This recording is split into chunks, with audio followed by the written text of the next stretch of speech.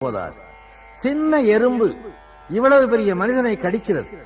அந்த எறும்பே என் கண்ணுக்கு தெரியவில்லை, அதற்கு 2 பல்லும் இருக்கிறது. இந்த சிருஷ்டி எப்படி உருவானது, யாராலே உருவாக்கப்பட்டது என்று எண்ணும் போது எனக்கு வியப்பு மேலிடுகிறது. வகை வகையான பூச்சிகள், இவற்றை சிருஷ்டித்தவன் யார்? இதற்கு ஒரு மூலம் இருக்க வேண்டும் அல்லவா? இந்த பூச்சியை உண்டாக்கியது முட்டை, அந்த முட்டையை உண்டாக்கியது இன்னொரு பூச்சி என்று பேசிக்கொண்டே போனால் அந்த முதல் பூச்சியை, அந்த முதல் மூலத்தை உண்டாக்கிய மூலம் எது? அதுதான் ஆதி மூலம் என்றான் இந்து. எல்லா மூலத்திற்கும் மூலமாக முளைத்தெழுந்த விதை அதுதான். அந்த விதையிலே இருந்து கிளைத்தெழுந்ததுதான் மற்றவை என்பதாலேதான் அவர் அதை குறிப்பிட்டார்.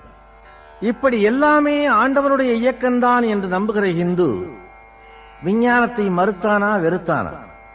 சொல்லப்போனால் விஞ்ஞானத்தின் அடித்தளமே இந்து மதம்.